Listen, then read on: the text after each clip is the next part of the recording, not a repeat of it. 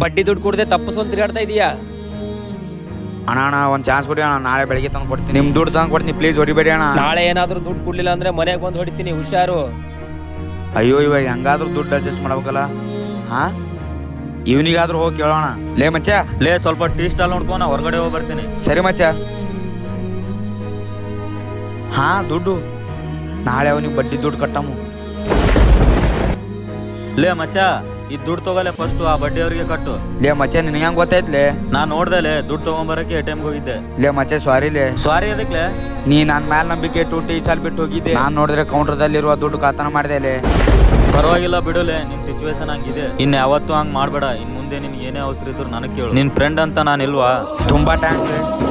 Video ಇಷ್ಟ ಆದ್ರೆ like ಮಾಡಿ, ಹೇಗಿದೆ ಅಂತ ಕಾಮೆಂಟ್ ಅಲ್ಲಿ ಹೇಳಿ. ಹಾಗೆ ಪ್ಲೀಸ್ ಫಾಲೋ ಮಾಡಿಬಿಡಿ.